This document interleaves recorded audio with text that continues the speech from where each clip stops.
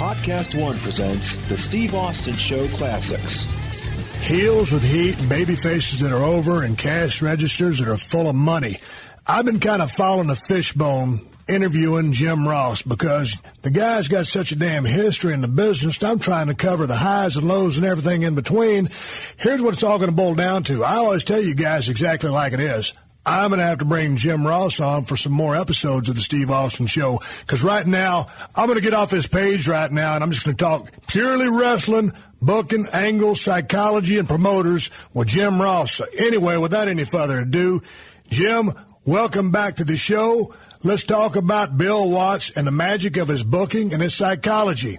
Well, the first thing, Steve, Cowboy was a great psychologist. He was a big athlete. He headlined the Garden by his third year in the business. Bruno Sammartino took Bill under his wing. They became tag team partners.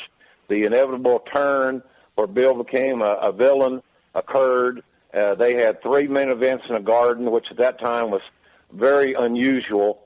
And so Bill got over. And then when he got over in New York, thanks to Bruno and those matches and Bill's promo ability, here's a 6'3", 300-pound babyface turned heel. Then all the other promoters got word that this big guy's young and just starting the business, and he's headlining the Garden.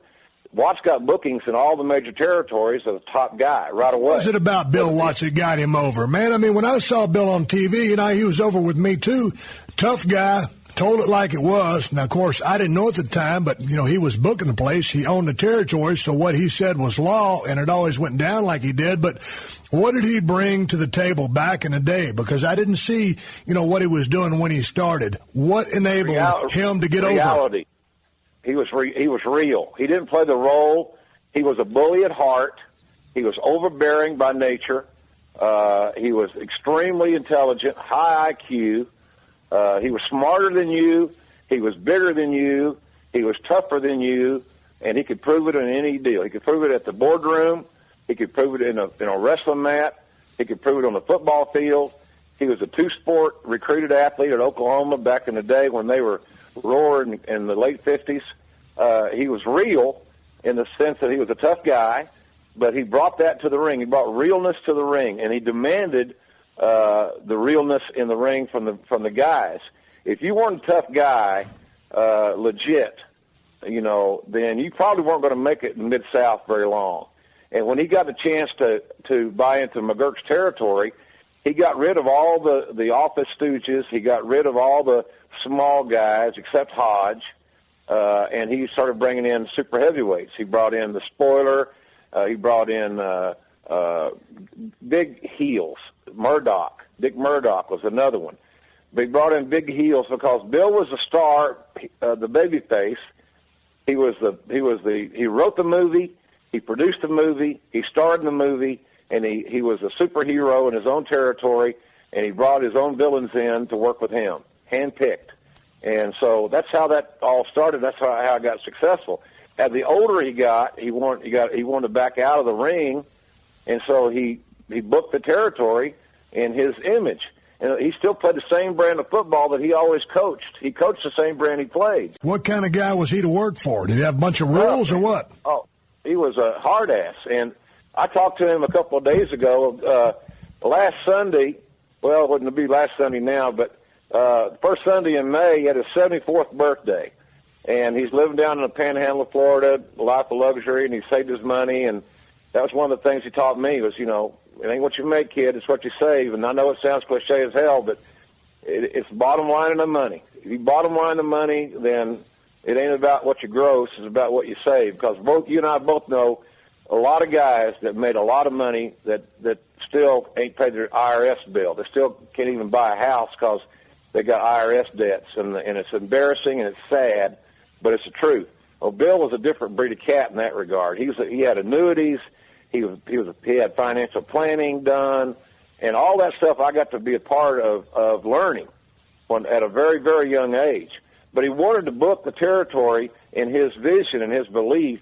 He did a lot of patriotic angles that played easily because they're easy to understand. We had Russians and Germans and Japanese and all these things, and he loved that. And people are all, you have to know your audience. You've heard Vince told you this before, and he's told me this a million times. You got to know your audience, JR. Steve, you got to know your audience. And so Bill understood his audience. It was the Southern culture. It was Oklahoma. It was Louisiana, Arkansas, Mississippi, South Texas, Houston, Beaumont area, and he knew his audience. He knew they knew they're patriotic, and they were just blue collar son of a guns, and he knew what pushed the right buttons. So he got a crew together of tough guys, and he got a crew together of believable athletic guys, and that had the aptitude for his teachings. And Bill had lots of rules. If we did TV in Shreveport. I mentioned on the last show, every Wednesday we did promos, but every other Wednesday we did 2 hours of TV, 2 one-hour shows. Well, there were 2 primary hotels that the boys stayed at. There was one hotel that all the baby faces could stay at if they wanted to, but they couldn't stay. They could stay anywhere they wanted as long as wasn't any heels already checked in. If all the boys stayed and got a rate at another hotel, which they did back in the territory days, they were designated either the heel hotel or the babyface hotel, and there was no intermingling. Period. Zero. What happened if you intermingled? No intermingling, man. That's like the time I left the goddamn gate open on the dog pen, and my dad's prize pointer bird dog got in heat, and one of her male pups that we were raising got into the dog pen and bred the mother. She had pups, and she had 9 puppies, and they were inbred, and they were selling for $15 a piece when my dad was making about $100 a week, and I ruined the whole crop because I didn't shut the goddamn gate. So guess who at 12 years of age got 9 puppies floating in a tow sack and handed a hammer and told them to take them to the dump and destroy them? That would be me. Pretty that was how my dad raised me. There wasn't no intermingling. And that was another lesson learned, keep your commitments and shut the damn gate on the damn dog pen. Dr. Phil that'd be a rating sweep week for me on that show. That would be a little stiff. Let's talk about the crew. Talk about assembling a crew, and he brought in a bunch of tough guys.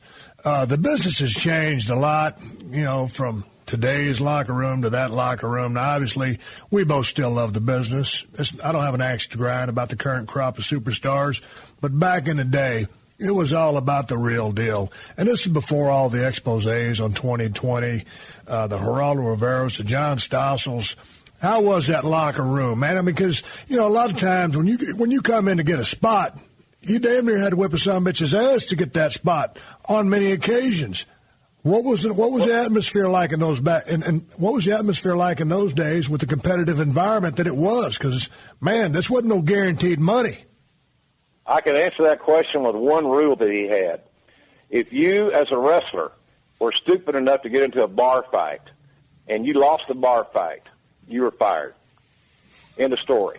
There was no compromise. There was no, let me get a second chance. If you went into a bar where there was a bunch of drunk alpha males and they wanted to take on the phony pro wrestler, and you, as a wrestler, got your ass whipped, and it got out, which it would because, telephone, telegraph, tell a wrestler that had more to gain by you leaving would be sure and tell Bill that so-and-so got his ass whipped at the bar in Alexandria, Louisiana. What? Mm. And so that guy would be giving his notice, and it might let you move up the card. So telling on somebody for their indiscretions in that respect was commonplace. So the bottom line of it is that you better be able to handle yourself. If you're going to go into a bar and have a beer, and the guns are drawn, so to speak, you better be able to shoot first and shoot the most accurate, because you lost a fight, you're fired. Who were some of the major players back in the day?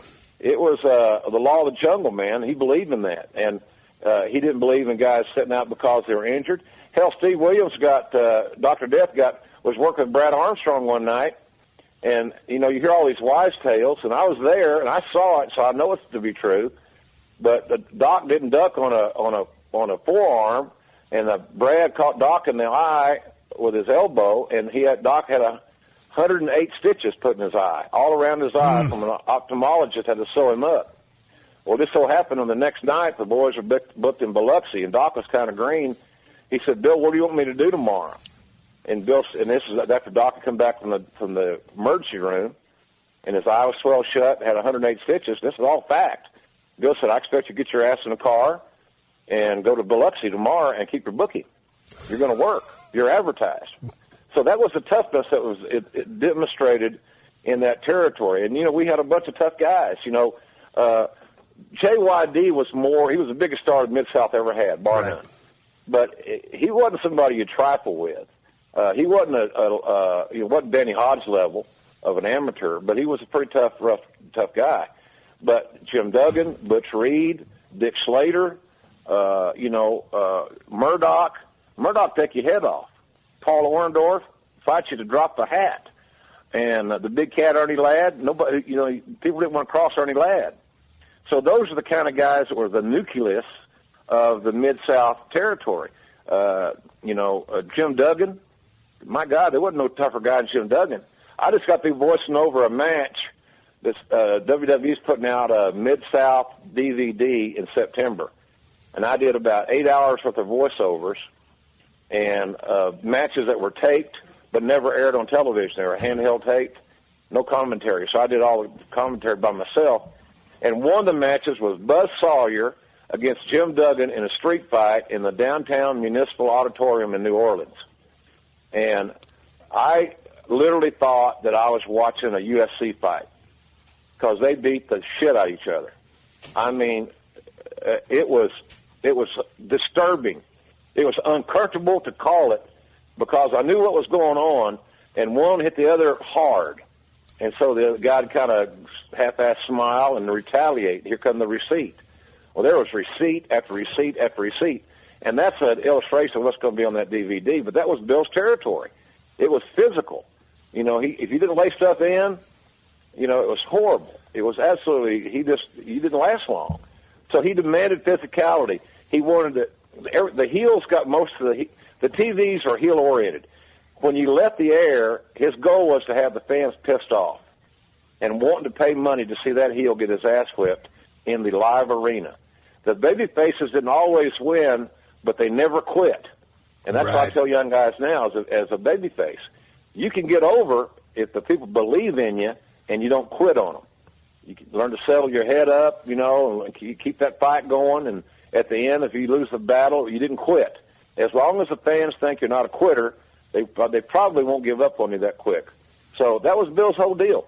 You lose a fight in the bar, you're out. He didn't get on the baby faces who were married for not being friendly enough with the female patrons. Right.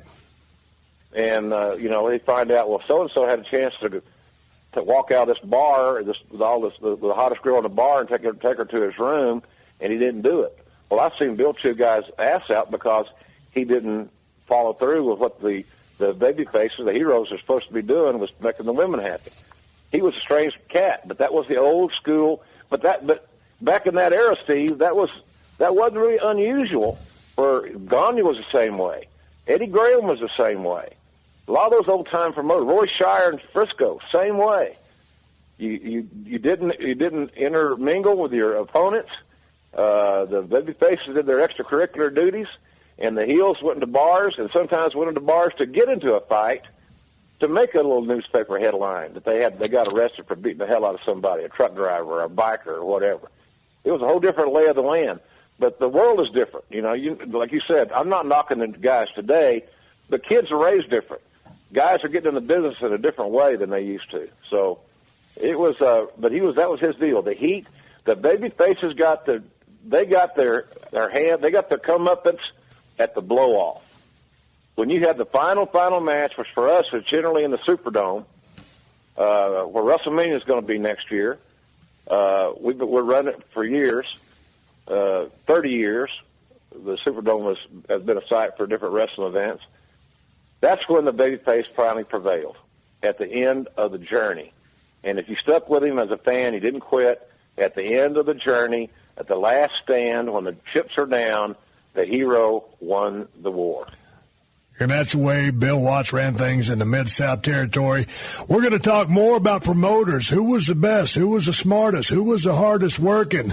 Right after I take care of a little bit of business. You're listening to another classic episode of The Steve Austin Show, only on PodcastOne.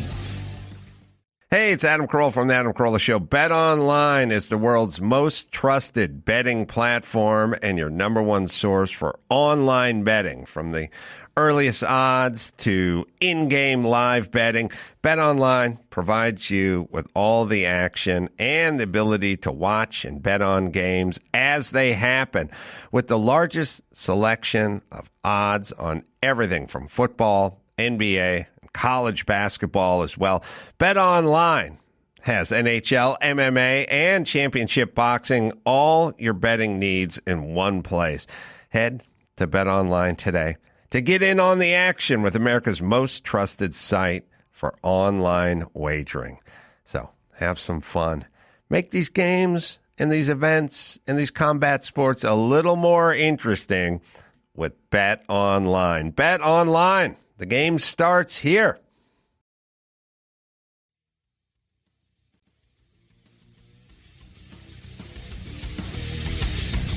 Talking to Jim Ross, my buddy. We're talking heat. We're talking baby faces that are over and money.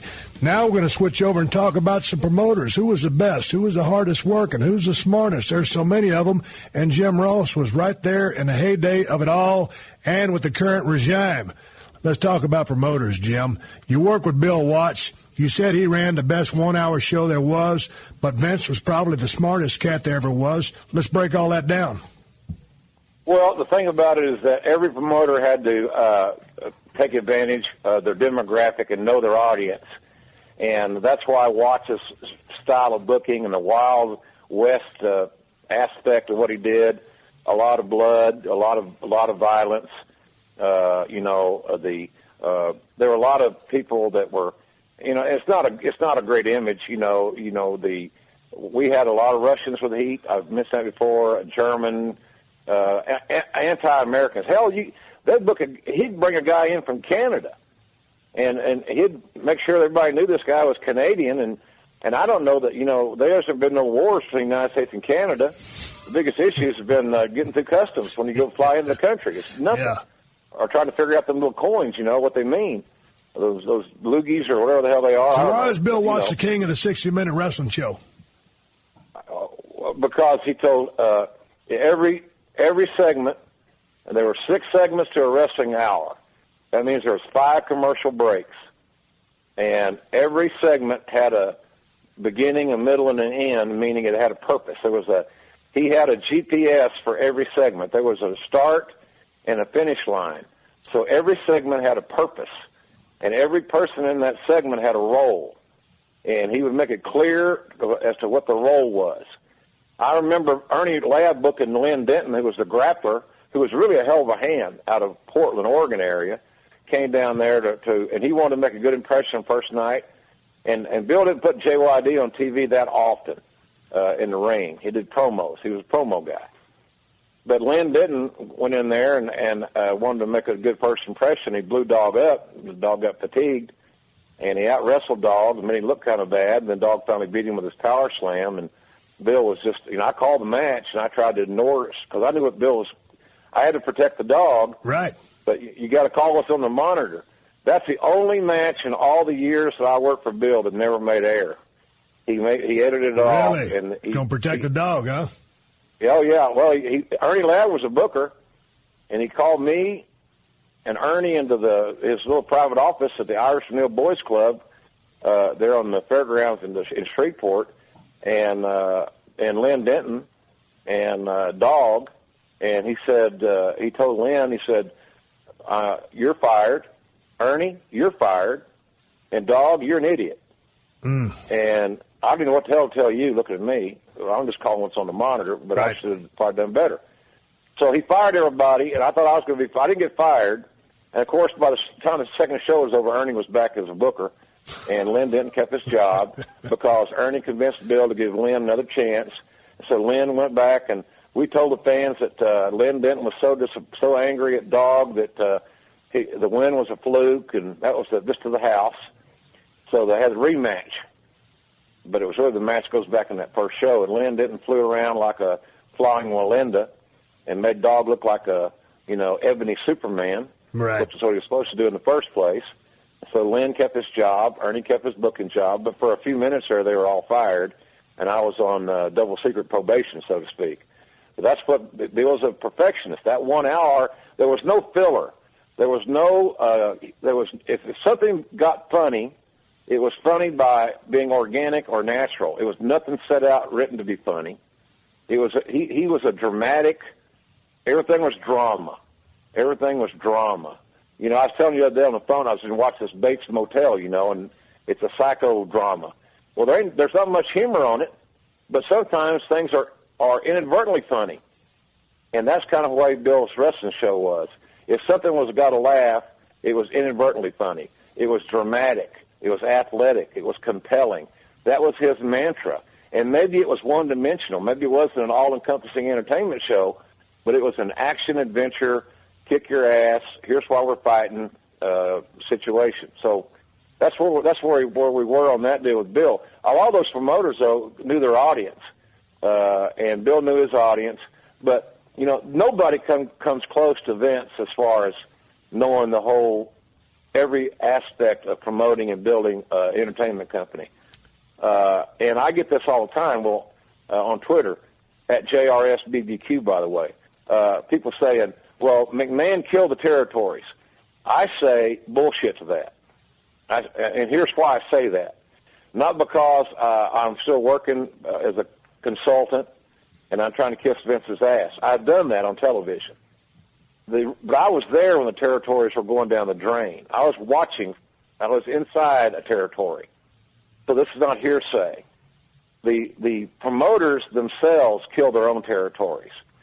And they did it by not developing any new stars, and they did it by not keeping up with they wouldn't know anything about a podcast back in those days, Steve. I can tell you this. When I went to Watts and said I want to do some radio promotions in these markets and get a big radio station in the market to make it, let's say, KPLC night, and they would run so many spots, and we'd let them do the guest ring announcing, and all of a sudden the houses went crazy. But Bill had never bought a radio spot in his life. If you didn't get it off that 1 hour TV show, there wasn't nothing else that you saw the little story in the paper, and that's it. They didn't use newspaper ads, maybe a little bitty one. That was it. Anything outside that show was no more than a 1 or 2 inch ad of paper. So the old promoter said, well, if they ain't watching my show, they're not going to come to matches anyway. It was just stupid, nearsightedness. So they were repurposing old guys. They were old and protective of their spots. They were holding down young talent who would go elsewhere or just quit the business. So the old promoters killed their own territories. McMahon was just smart enough to see what was going on and take advantage of creating relationships with those local television markets with a more exciting product. Plus, he spent money with them. He bought advertising, believe it or not. He spent money, and he used the newspaper, and he used the radio. He promoted electronically. He out-promoted them. So you've got a bunch of old ex-wrestlers who want to do things like they always did. That's like putting out window cards. How the hell do you run a market every week and expect that the window cards are going to do it? Because you got to change the window cards every 3 or 4 days because it's a different show with a different date. It's stupid. So I'm a big believer that the promoters kill their own businesses and not one guy by any stretch of imagination. But a lot of good. Jim Barnett was a good promoter. Barnett ran Australia. Barnett was a shrewd operator. And, I've always said Barnett should have written a book. He passed away before he had the courage to do it. And I've always thought that either Nathan Lane or that dude that played the gay guy in that Donnie Wahlberg movie about the porn star, Dirk Diggler, whatever the hell that was, whatever the movie that was. Yeah, Boogie Nights. Boogie Nights. Seymour, what's his name? Philip Seymour Thomas. You're a Hollywood guy. What's his name? Philip Seymour Thomas. Something like that. Kind of a hell of an actor. Hoffman. He played Truman Capote. Yeah, Philip Seymour Hoffman. Yeah, that's a dude. I never did work with him. Well, let's talk about a little bit about Eddie Graham down there in Florida, because I used to hear the damnedest things about how this guy was one of the preeminent finish guys in the history of the business. What was it about him in the finish? he would make you believe it was real, reality based. It wasn't a scripted reality show. It was, but you couldn't tell it.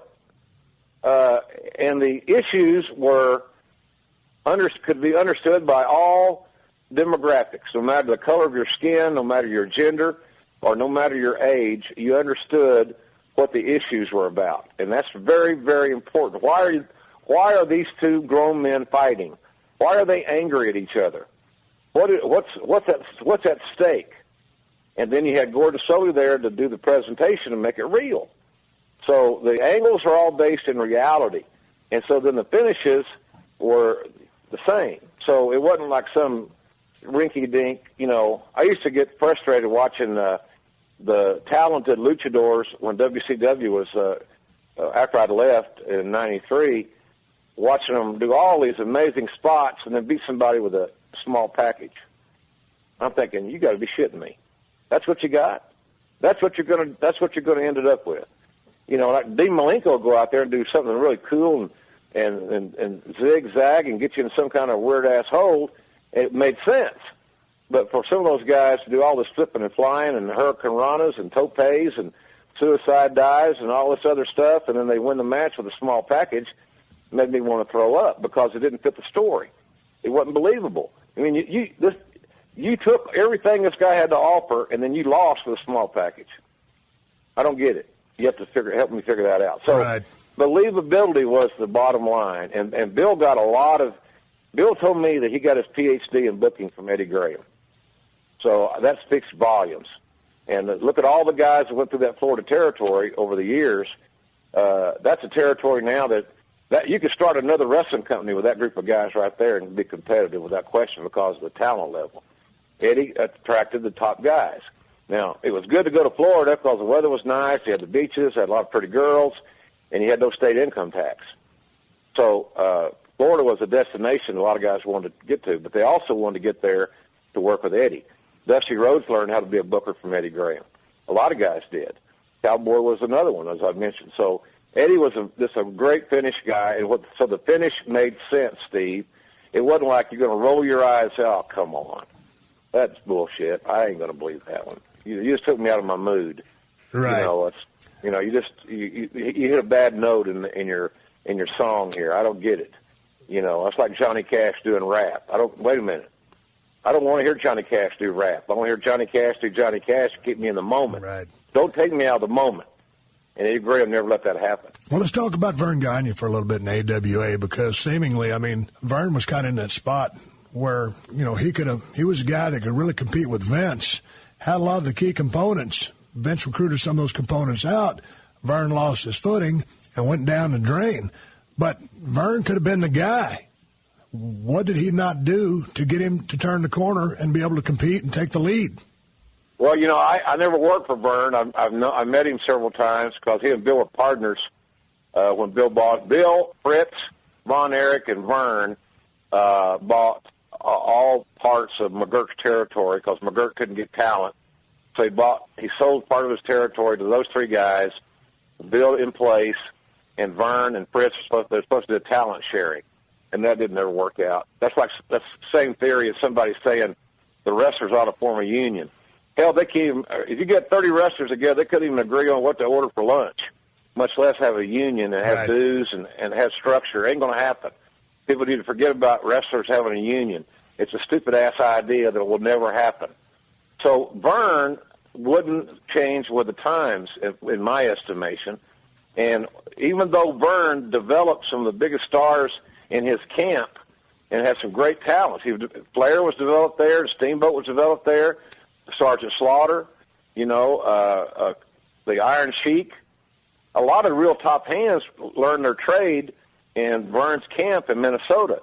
But for some reason, when he got to a certain point of his life, he lost that edge of keeping developing new talent. And they kept producing TV in that little studio setting, and it wasn't exciting. And, Watts realized that we had to get out of the studio in Shreveport. We moved our television to Tulsa to the convention center, which seated, 8,000 people. And that's a hell of a lot different than 100 people in the studio audience and the same one sitting in the same place every week. So Byrne never really got into he didn't modernize his business. He didn't keep up with current times, and I think that's what really essentially killed him. And he was reluctant to get guys under contract. Bill did start using contracts toward the end because we lost a bunch of guys to WWF at the time, and the guys gave their notice, but they didn't have a contract, so they were able to give their notice. Top guys supposed to get 6 weeks' notice, and guys underneath 2 weeks' notice. It usually didn't never work out that way, and Byrne didn't have a lot of his guys on paper. So when you're offered opportunity like Hogan was, and Mean Gene, and several others in that AWA territory, they went to where they thought the money was going to go, and they were right. I mean, the smartest thing Hogan ever did was leave AWA, even though he established his body of work there, which is what led him to come to WWF at the time.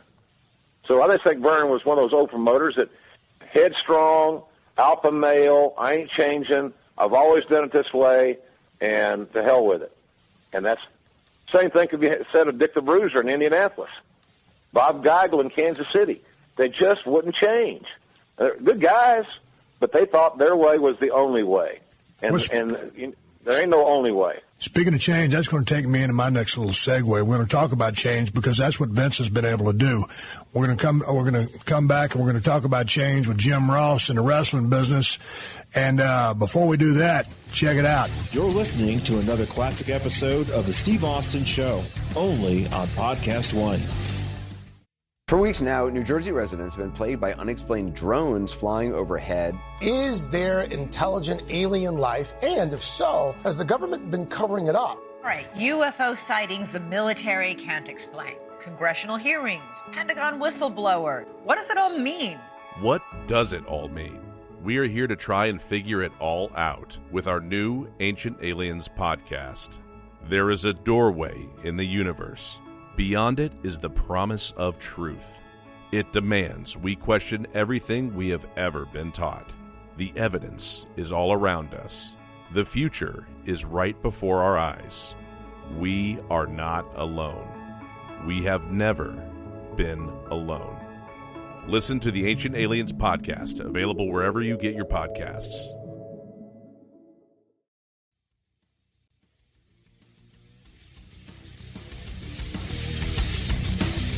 All right, when I left off with Jim Ross, we were talking about being able to change. And one thing that Vince McMahon has been able to do is change. And he's not a stick in the mud. He'll roll with the punches. Out of the, I don't even know what to say, Jim, out of the dark ages and into, you know what? The best way to lead into this, Jim, is when Vince would always tell a story. It was when Ted Turner bought the NWA from Crockett.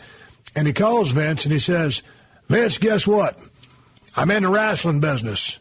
And Vince said, well, that's fine, Ted, because I'm in the entertainment business. And that's the way it was. What's the difference between being in the wrestling business and being in the entertainment business, Jim? Well, I think, you look at the elements that Vince brought, made taping in big arenas, always seeing big crowds.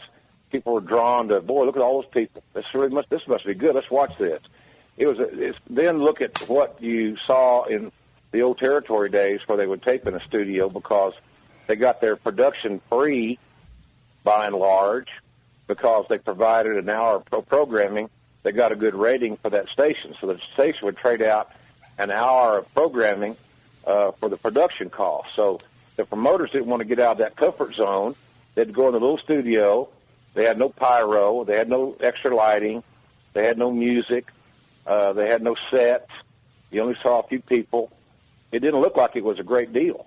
Unless you're a die-hard wrestling fan, you might just skip by it when you're changing channels because it didn't look like anybody was watching. There wasn't anybody there. That's like watching you and I are both big football fans. One thing that'll turn me off is when a director of a football game, especially some of those late-night games on Saturday, has a shot of a bunch of empty seats where there's no crowd there at a ball game. That takes me out of the moment for a little while. And that's why the NFL protects itself because you got stadiums like down the Dolphins in Miami where they don't sell out. They haven't sold out, and they have blackouts. Tampa, another one. they won't let the national audience see empty seats because those games ain't televised in those local markets.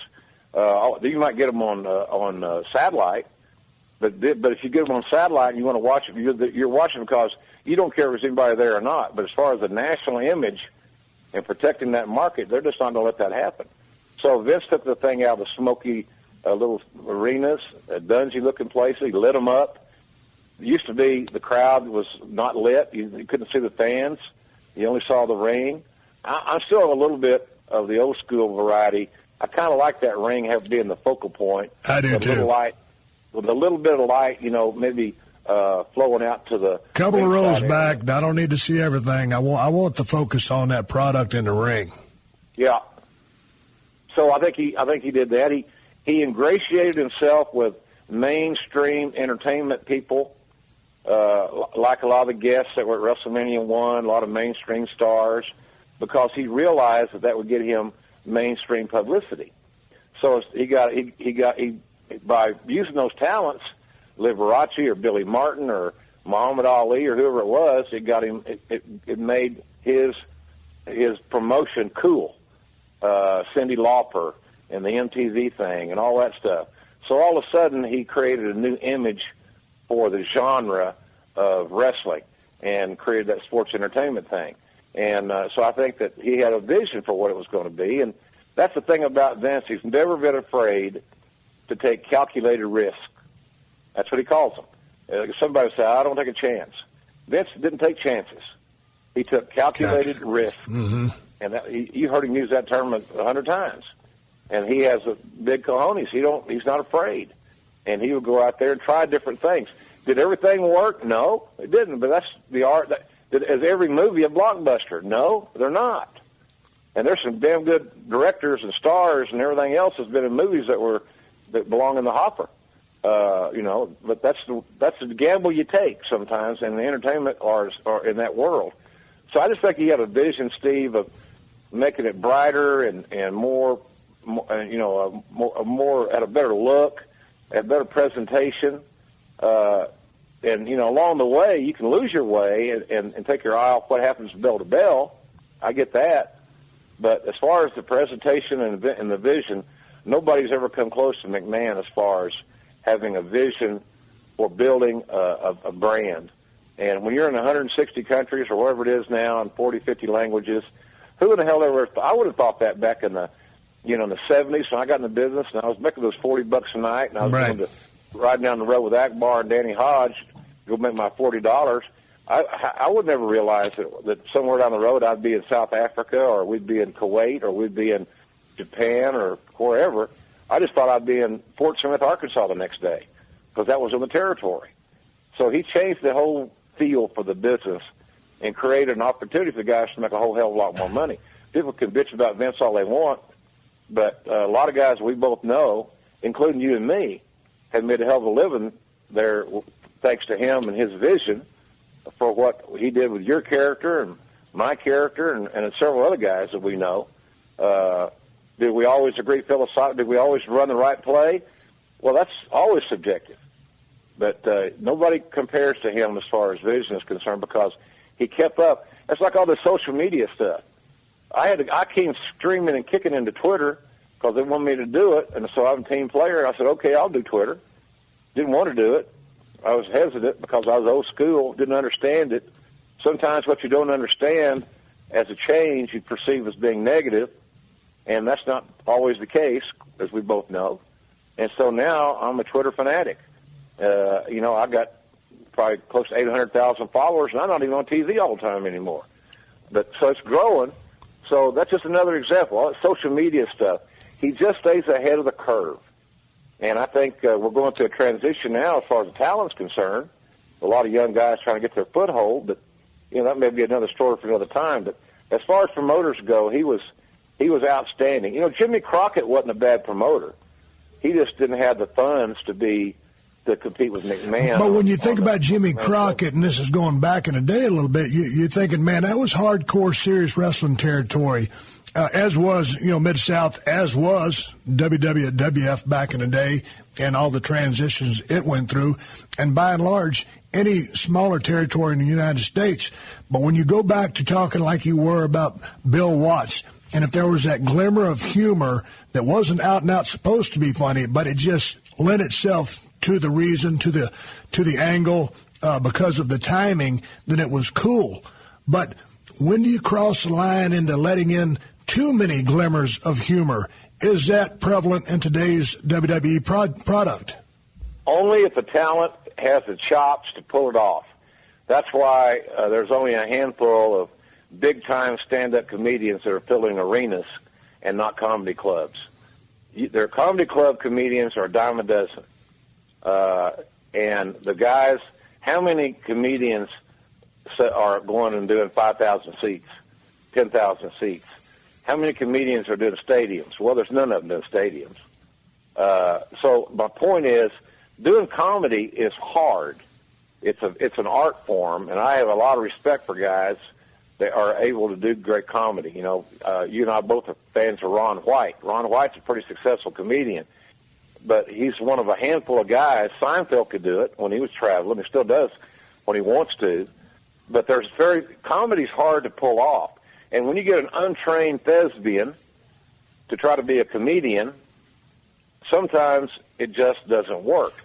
And there are some guys that are actually better at doing comedy than they are wrestling. And there's a place for those kind of guys. There's a place for those kind of guys if they're cast in the right role. But I just think comedy is really, really hard to do. And I think that for writers to write comedic material who aren't comedy writers, and they think they understand the character of the performer, and the performer should be able to see my vision, it's not that easy. The best promos are where you give guys bullet points, and you tell them you got X number of minutes or whatever, and you say, sickle, go do it. And Watts is a great promo guy and taught great promos, but nothing was ever scripted. He cut things down and chew guys' ass out and things like that. If heels tried to be too funny on their promos and weren't menacing or weren't villainous enough, if that's a word, he'd shut them down and cut and lecture and cuss everybody out and would start over. But he had a way that he knew what his film was going to be cast, how it was going to be cast, and it wasn't going to be cast with him. Murdoch was the worst one. Murdoch had a great sense of humor, and Murdoch was the same way in the ring. When Murdoch wanted to be serious, he was as good a worker as you could find. And I will go to my grave saying that. If he had been more reliable and dependable, he would have been an NWA champion. But Dickie sometimes would want to do his Three Stooges routine in the middle of a match, and it pissed off serious workers and a lot of promoters. And Bill wouldn't stand for that. Murdoch, when Murdoch was a baby face, he'd let him do a little bit more humor. But boy, whenever he was a heel, you better be serious. And I want people to pay money to come see him whip your ass. I don't want them to be laughing at you or enjoying what you're doing. I want them to hate your ass. Well, so that was the whole deal there. It's just, comedy's hard. It's just hard to do. I think that the most talented entertainers are great comedians. I truly believe that. Well, with that being said, and talking about the glimmer of humor, as Bill Watts would only let so much of it in, and to your point about it's got to be the right talent with the right ability, and then touching upon promos, let's take this thing home. Let's finish up talking about promos, and when we pick back up again in a couple of weeks, we'll spend a lot of time on promos. But let's get started. In your mind, in your heart, what is a winning promo about? Is it conviction? Is it the content? Is it the situation at hand? Let's talk about that. What makes a successful money-drawn promo in your brain? Well, I think every promo's got to have structure. You got to have a hot start. You got to have a meaty middle, M-E-A-T-Y. You got to have substance, in other words, in the middle of it, and you got to have a hell of a go-home line. And so there's got to be structure. You got to have something. You can't go out there like a cabbage. All head, no rear end, and have a good promo. Promos are designed to sell. They're either selling you as a character, you're selling a pay-per-view, you're selling a live event ticket, you're selling what's still to come, You're selling something in every promo that's done, in my estimation. And to be a good salesman, you got to have structure. And I think the promos have got to have some structure. Now, am I telling you in a off-the-cuff code that they got to be scripted? Absolutely not. The best promos are the ones where a talent can be himself or herself. They can they can put their structure together in bullet point form from somebody that they're working with, whomever they're taking their direction from, and then they can translate that into themselves. I have to believe that you're telling me that you're sincere about what you're saying. In whatever context it is, I have to believe that you're not bullshitting me. If I think that you're bullshitting me, then I am tuning you out. I might hear you, but I'm not listening to you. And when the audience stops listening to a promo, they hear it, they hear the audible noise, but they're not listening, you lost them. So you got to have structure. You got to be real in the moment. Real in the moment. A lot of your promos, you had humor in your promos, but it was the right time at the right place. But when it come down to nut-cutting time, I didn't have to worry that I knew that Stone Cold was telling me what he believed in his heart, and you weren't winking at me that you're going to whip somebody's ass at WrestleMania. No, if I said I was going to whip somebody's ass, I was damn sure going to go out and attempt to do that. Now, could I fail? Maybe. That would depend, and we'll go get down the road to that point. But I'm going in there with all convictions that I am going to win. I'm going to win. I'm going to whip your ass. I'm going to do whatever it takes. And some of my best promos were right off the fly, hearing a guy talk and then responding accordingly. It's one thing when you got a chance to sit there and say, yeah, he's probably going to say this, or he might say a little bit of that. But once the sumbitch fires off on that horn and you're listening, I mean, I can listen to a guy's promo on me and know, hey, man, I might have 10, 15 minutes. Or might get to me for an hour before I get my time on the horn. But my adrenaline's already starting to boil because that summit's done fired me up. Now, it's in a business standpoint, and he might have been shooting a little bit there, but it was all geared towards the persona and the being that Stone Cold was. So when you're talking to me, I'm listening. And everybody knows I'm a little hard of hearing, but I can hear a pin drop in a building. So if somebody's talking shit to me, if someone says they're going to whip my ass, I'm going to respond accordingly. So most of my stuff was all off the cuff. And I remember when I came back from my neck surgery, you know, the business had kind of started changing at that point. And by the time I came back a year later, they were kind of starting to give guys outlines and stuff like that. And I was like, holy shit, man, this is a whole different program from when I was here. And at that point, you know, I was kind of going with the flow a little bit, but it was totally different for me. I never enjoyed promos quite as much following that protocol as I did when I was freewheeling it. Yeah, I think all the great talkers were natural extensions of themselves. They were entrepreneurs. They had the entrepreneurial spirit. They believed in their character. They believed in what they were selling. I think that what's made, you know, my success is because I never played the role of a wrestling announcer. I never used a fake name for what that's worth, if it's anything. I mean, why I said that, but I never used a stage name. The only thing I ever did that was different than what my normal day-to-day was wearing that black hat. And now, if I don't ever forget that black hat. If I'm going to NXT to coach these kids or to work with these new announcers, guess what? I wear my black hat to the Oklahoma City airport, down to DFW to the airport, all the way to Orlando, to the rental car place, and to the hotel. That black hat's just a big part of me now, and I got no problem with it. That's what people expect to see. But I always believed in me because I knew that being a chubby Southern accent guy, I was going to be challenged to make it on a national level in any endeavor, whether it be the NFL or college football or whatever. Now, egocentrically, do I believe that in another life I could have been an NFL broadcaster or a college football broadcaster? You're damn right, without question. But that's wasn't my calling, and I wouldn't change a damn thing of how everything went. And then when you get Bell's palsy 3 times and you can't smile, you got your facial expressions change. You got to believe in yourself, and I believed in what I did. I believed in my passion. I believed in my heart and soul. What I saw in that monitor, I was going to make sure that the person at home felt it. because I was emotionally invested in what I did for a living and proud of it. Still am.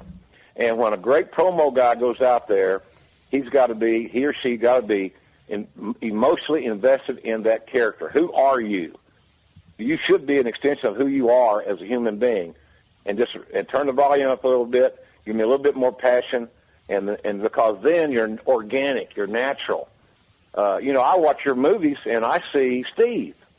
I don't see, and maybe that's an insult to a real actor person like you are now, but I see real. I see organic. I see I just see real, and I don't look past that you're acting. I get immersed in the story. And I think that's what I'm supposed to do when I watch a movie, get immersed into the story. I'm still working at that aspect of it. I got a long ways to go on that, but as Stone Cold Steve Austin, 100% of the time out there, I believed 120% everything I was doing was real deal, whether it was in the ring and I was working or cutting a promo on a guy to draw money. It was all real deal to me. And the thing about it is, I've really run out of time for this damn show. And I'm going to have Jim Ross on again, and we're going to keep talking about the promo. We're going to talk about drawing money, getting hired, fired, hired back, fired again. The story of Jim Ross as he goes down the road of professional wrestling. My good friend, thank you for joining me. This is Steve Austin, and I'll catch your ass down the road. Thank you for joining us for another classic episode of The Steve Austin Show. Please leave a rating and review on Apple Podcasts and tell your friends. For more Steve Austin Show, go to PodcastOne.com. That's PodcastOne.com.